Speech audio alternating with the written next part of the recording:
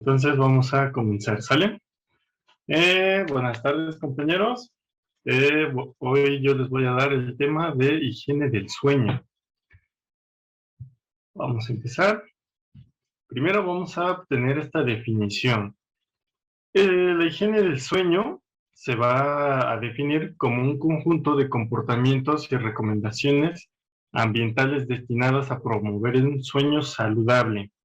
Esto es importante, sobre todo es algo que pues está en crecimiento en torno a, pues no solamente se encarga de medicina, de estudiar el sueño, sino también otras ramas de las ciencias de la salud, que en este caso sería psicología, y es una nueva rama, bueno, no es una nueva rama, sino que está en crecimiento, y surge esta definición de la higiene del sueño y a raíz de esto, también se crean sociedades, como la Sociedad Internacional del Sueño, que nos brinda esta definición.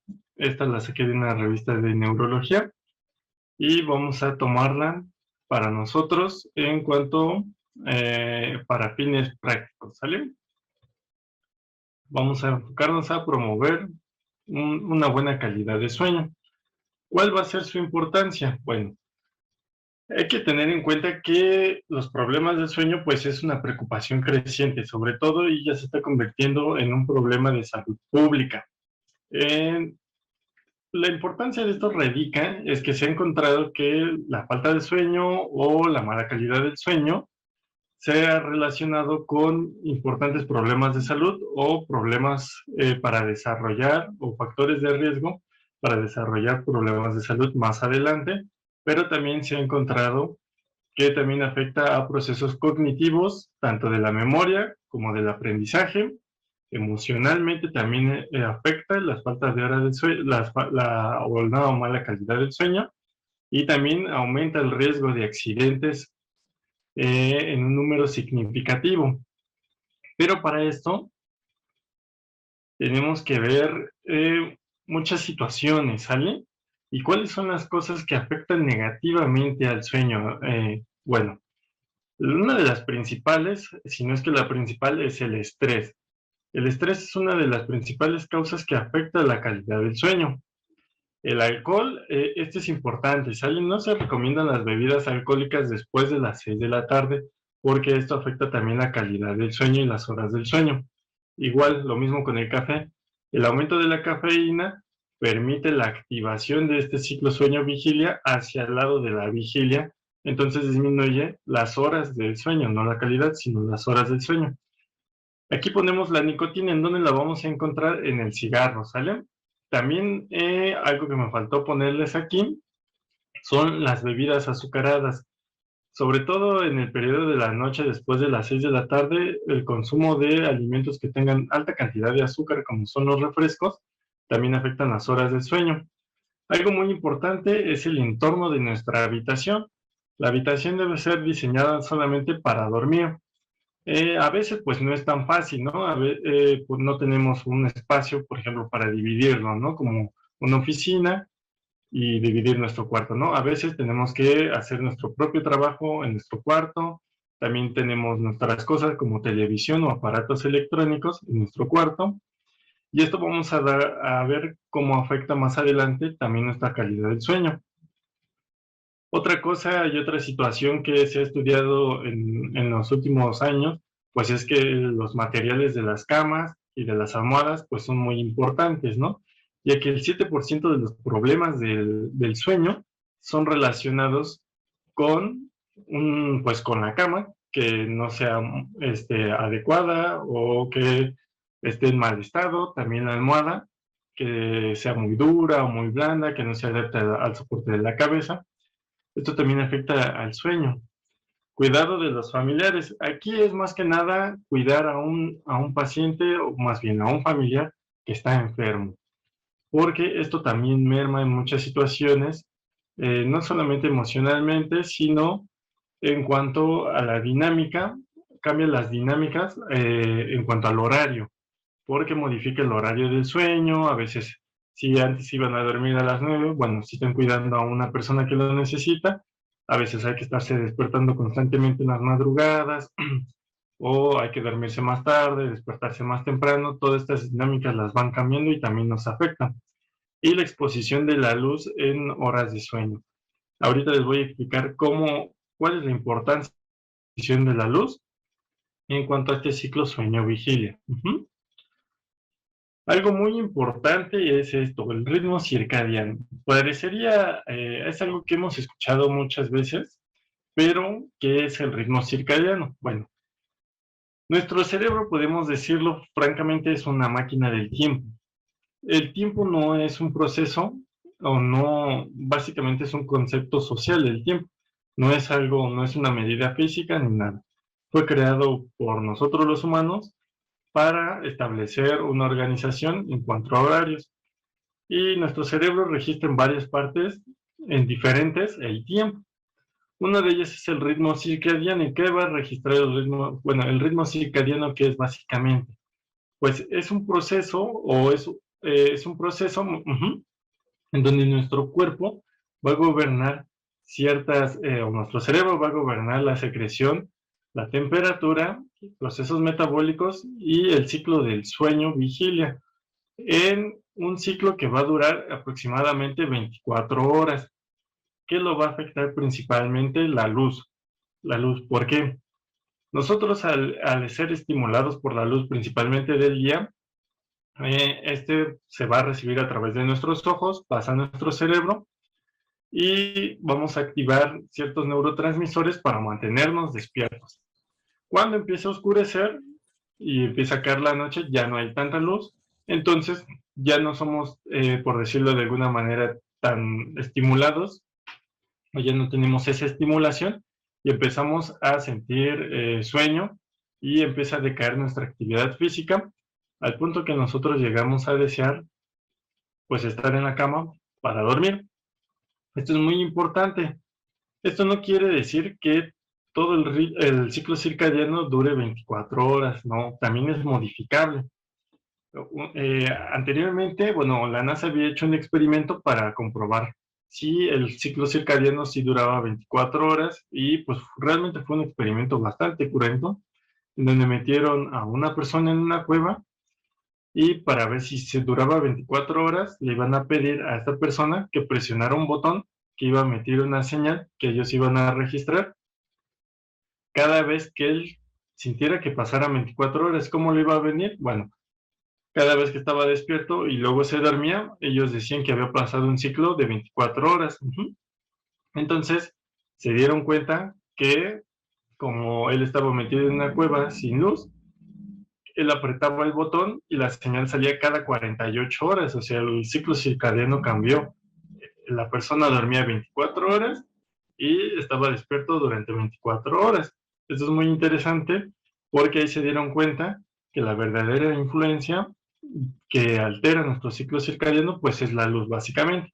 Es por eso que no es recomendable que antes de dormir estemos con el celular, con pantallas, con la televisión, con la luz prendida dentro del cuarto, porque genera este estímulo en donde nos va a activar en lugar de hacernos decaer en nuestra actividad para ir a dormir. Y listo. Pero ¿cuáles son las funciones del sueño? ¿Por qué es importante dormir? Bueno, principalmente, antes se decía que era para descansar, ¿no? Pero ¿qué es descansar? Nada más quitarnos la sensación de sentirnos fatigados. Pues básicamente no. Su principal función es la consolidación de la memoria y la consolidación de procesos cognitivos. Esta es la principal función del sueño. Pero también tiene una importante función en cuanto a la activación del sistema inmunológico y como les había mencionado en la anterior diapositiva, favorece procesos que son metabólicos importantes dentro de nuestro cuerpo. Es por eso su importancia. Pero pues realmente no hay como un consenso establecido que nos diga cuántas horas debemos dormir y qué es una buena calidad de sueño. Bueno, la calidad del sueño tiene que ver mucho con dos situaciones. Una, cuántas horas dormimos y dos, que hayamos dormido y completado esas horas correctamente. ¿Qué quiere decir esto? Bueno, como todos saben o hemos escuchado alguna vez, dentro del sueño hay periodos del sueño, ¿no? Que tiene ciertas fases y estas fases deben de cumplirse en aproximadamente de 6 a 8 veces, ¿sale? Cada fase, dividémosla en 4 fases, ¿sale? Estas 4 fases estas 4 fases generan un ciclo. Este ciclo se presenta cada hora. Entonces, tenemos que juntar en el periodo de la noche de 6 a 8 ciclos de estas 4 fases. Esto da un aproximado de 6 a 8 horas del sueño. Eso se ha visto anteriormente, pero también se da uno cuenta, o los estudios que han estado saliendo, han modificado las horas de sueño y las dan dependiendo las edades. Entonces, en los recién nacidos se ha encontrado que la calidad del sueño o las horas que deben de dormir son de 14 a 17. En los preescolares, de los niños de 3 a 5 años, deben de dormir alrededor de 10 a 3 horas. ¿Y qué pasa con nosotros, no? La gente que ya, en los adultos. Bueno, en las personas que tienen de 18 a 64 años, se recomienda de 7 a 9 horas.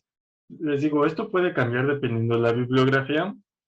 Hay otros, por ejemplo, guías americanas, como también lo dice la ADA, que es experta en diabetes, dice que la recomendación son de 6 a 8 horas diarias.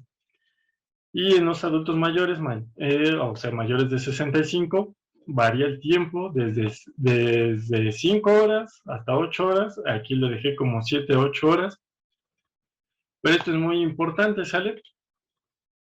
Otra situación que había encontrado es que también varía según la nacionalidad. Entonces, pues realmente no hay un consenso que nos diga cuántas horas debemos de dormir, sino más bien es algo individualizado, ¿no? Y nosotros lo resentimos en cuanto generalmente dormimos cierta cantidad de horas establecidas con las que nosotros nos sentimos de una manera adecuada.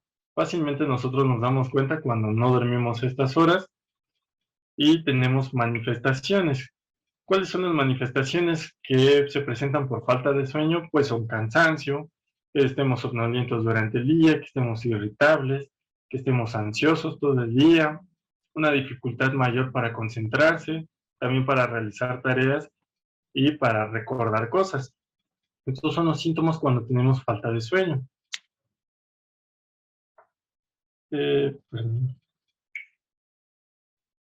Y es importante que nosotros estemos durmiendo las horas necesarias, dependiendo de nuestro cuerpo. Les digo, ustedes van a ir sintiendo en base a la experiencia de su propio cuerpo o tomar las recomendaciones de 6 a 8 horas o de 7 a 9 horas al día, porque esto genera efectos adversos a largo plazo y es que contribuye para un mayor riesgo de padecer diabetes mellitus tipo 2, hipertensión arterial, obesidad, problemas con triglicéridos, con colesterol, alteraciones cardiovasculares. Esto favorece a una mayor cantidad de infartos, tanto en el cerebro como en el corazón, y también se ve el desempeño laboral va a estar disminuido, no solo el laboral, sino también el SCORA, y también lo que les había comentado, aumento de accidentes. Es común que escuchemos en las noticias que en las carreteras, principalmente los camioneros, los que se dedican al transporte de materiales o de algún instrumental, las carreteras se queden dormidos y ocasionen accidentes que pueden llegar a ser fatales. Es por esto que debemos, haciendo hincapié de nuevo, hacerle caso a nuestro cuerpo y dormir las horas que nos pide nuestro cuerpo, que son las necesarias para evitar todas estas situaciones. Pero, ¿cuáles son las recomendaciones? Entonces, ¿qué debemos de hacer para tener un buen sueño? Porque no sé si les ha pasado, hay periodos en los que a veces no podemos dormir, o nos cuesta trabajo empezar a dormir o mantener el sueño. Estas recomendaciones son básicamente a nivel mundial. Son recomendaciones estandarizadas y generales que nos ayudan a poder dormir. Ojo, Esto no es para las personas que tienen insomnio, no. Esto es para mejorar nuestra calidad de vida. Si alguien o una persona padece insomnio, aparte de aplicar estas medidas, la recomendación más favorable para ellos es la terapia cognitivo-conductual, no la utilización de medicamentos. Los medicamentos como tal todavía no se ha encontrado que muestren beneficios en cuanto a las fases del sueño y sobre todo que realmente muestren una mejoría. Lo que ha demostrado una mejoría para el insomnio es la terapia cognitivo-conductual. Estas son recomendaciones para personas que quieren mejorar su calidad del sueño. Eh, Primero, lo que se recomienda es establecer un horario. El horario en el que una persona se va a acostar y se va a levantar, que casi siempre traten de hacerlo a las mismas horas. Esto para generar un hábito. La realización de ejercicio físico se recomienda, pero es de preferencia en las mañanas. La realización de ejercicio físico en las noches después de las 6 hay que evitarla.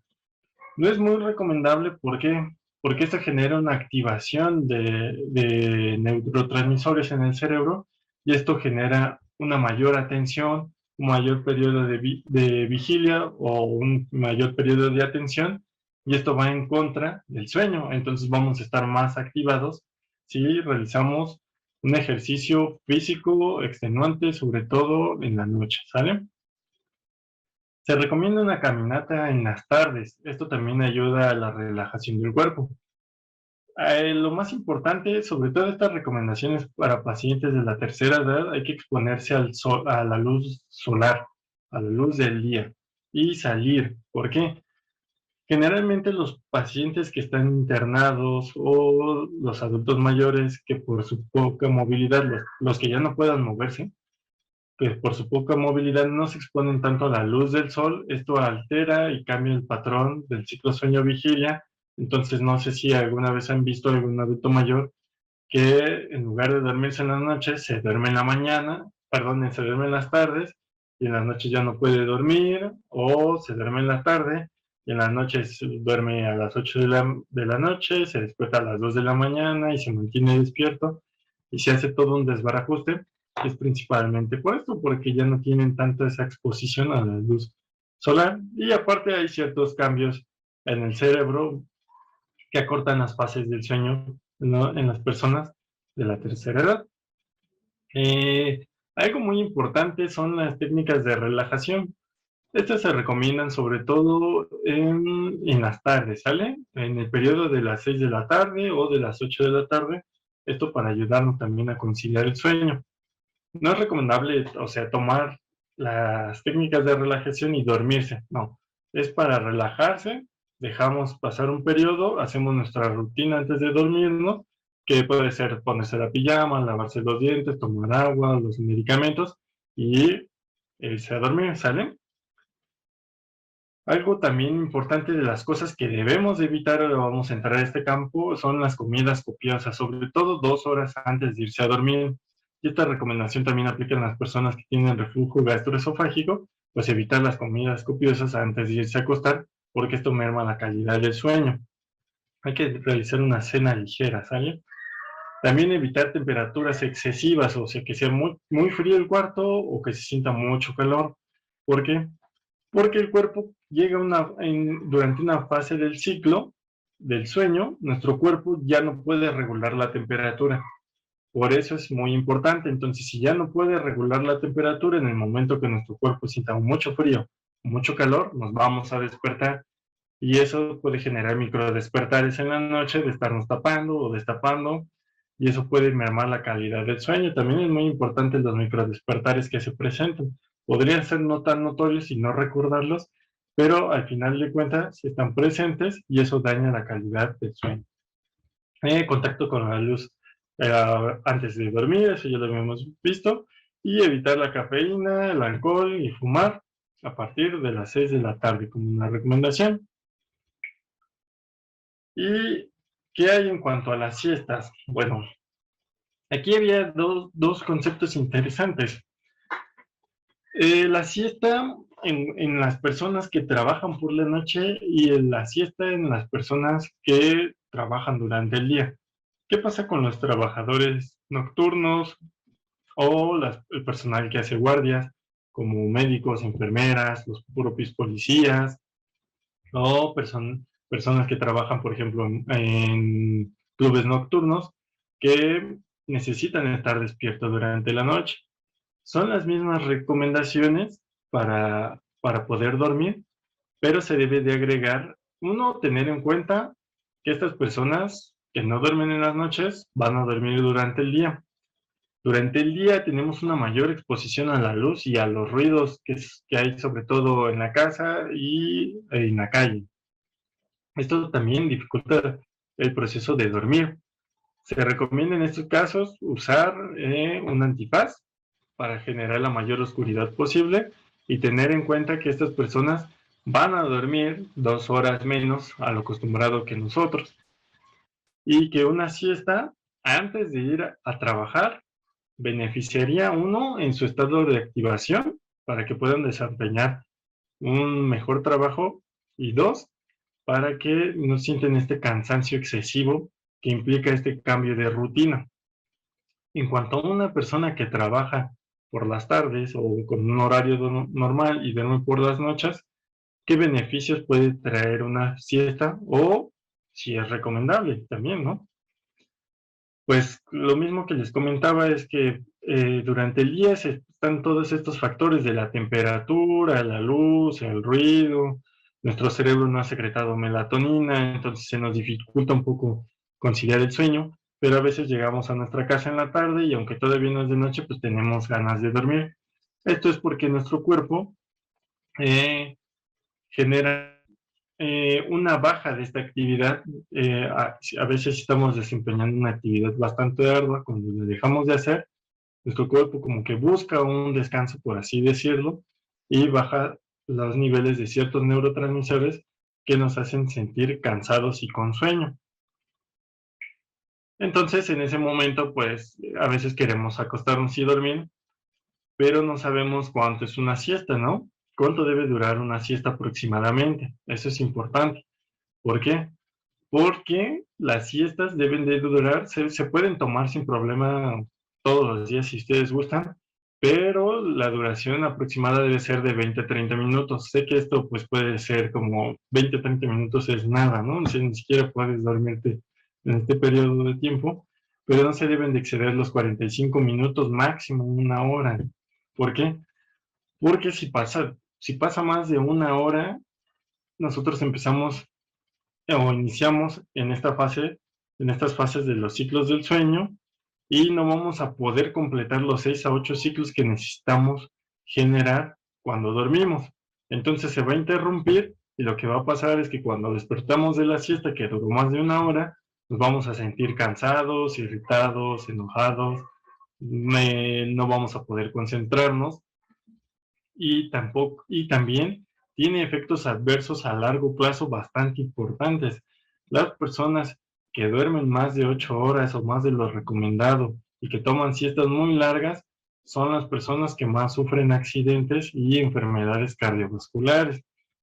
Entonces, es muy importante tener en cuenta que las siestas se pueden tomar siempre y cuando respetamos este periodo de tiempo de 20 a 30 minutos, máximo 45, para que nosotros tengamos un beneficio. ¿Cuáles serían los beneficios de esta siesta en este periodo adecuado?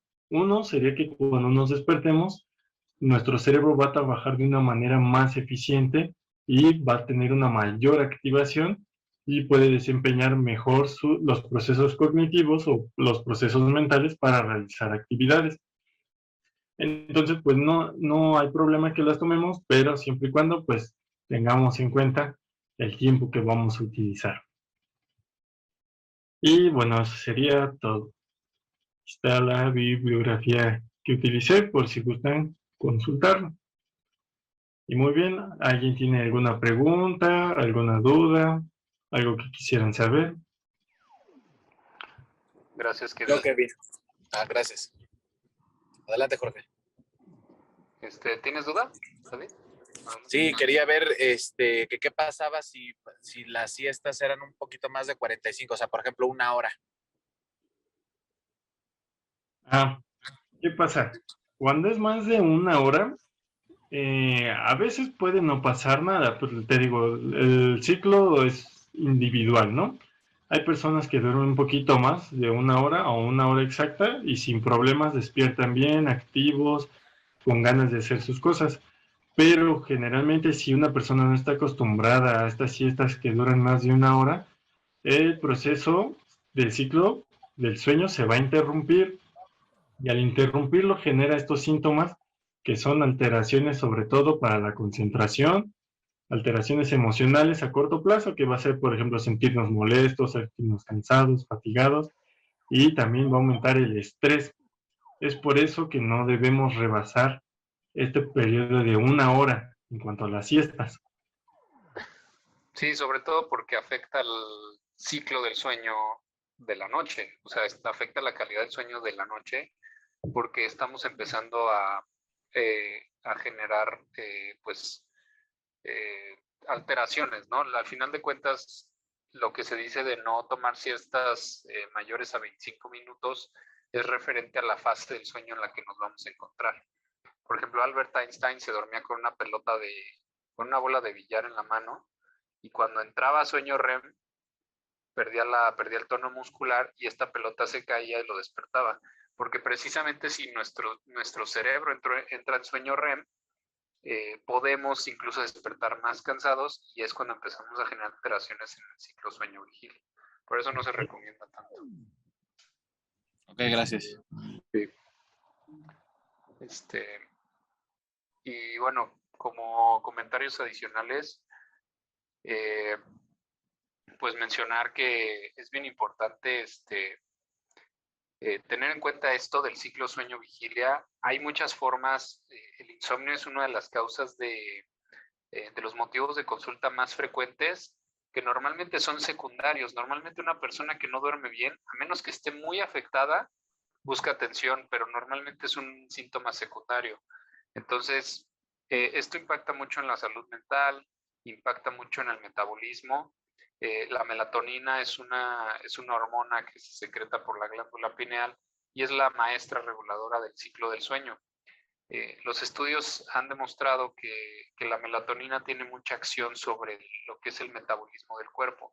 Cuando la melatonina está en su pico durante la noche, se observan los mayores niveles de tolerancia a la glucosa. Esto quiere decir que como que nuestro cuerpo se regula metabólicamente y también se secretan otras hormonas como hormona del crecimiento y pues después viene el pico de cortisol en la mañana y todo. Entonces, lo que se ha visto es que cuando se altera el ciclo o cuando por alguna razón se alteran los receptores de melatonina, es cuando se puede empezar a ver afectado el metabolismo en todo el cuerpo. Y es por esto que el sueño se considera como algo súper, súper importante. Como bien decía Kevin, no hay mucha evidencia, pero cada vez hay más evidencia de todo esto. Suplementos, hay muchos que pueden ayudar. Lo más importante es el estilo de vida. Medicamentos, hay muchos medicamentos que pueden ayudar, pero hay que saberlos ir dosificando para que nos ayuden pues a lograr calidad de sueño sin afectar otras esferas o generar un efecto deleterio en el cuerpo, como podría ser una adicción, una dependencia o tolerancia, ¿no? Entonces, si ustedes en salud mental, sobre todo, detectan algo del sueño, es importante que el paciente se haga una valoración médica, que conozcamos cuál es la raíz de esta afección, qué suplementos, qué medicamentos le pueden ayudar y qué otros padecimientos lo pueden condicionar. También, por ejemplo, el SAOS, el síndrome de apnea obstructiva del sueño, que pueden ver el video en nuestro canal de YouTube. Eso fue una de las sesiones médicas. Es un tema bien importante, es bien frecuente y empeora todas las enfermedades metabólicas porque el estar roncando y el estar haciendo pausas durante la noche altera totalmente el metabolismo del cuerpo, altera totalmente el ciclo de sueño-vigilia y es una causa bien importante de los camiones que vemos que luego se estrellan en la carretera o que se llevan que se llevan ¿cómo se llaman? Los peajes, ¿no? Se llevan todos los coches, o sea, luego pensamos que vienen bien drogados, pero también hay mucha incidencia de personas que se quedan dormidas al volante y pues bueno, es un tema bien padre y bien importante. Nada más quería aprovechar ese comercial. Muchas gracias. Muchas gracias, Jorge. ¿Alguien más tiene alguna pregunta, alguna duda?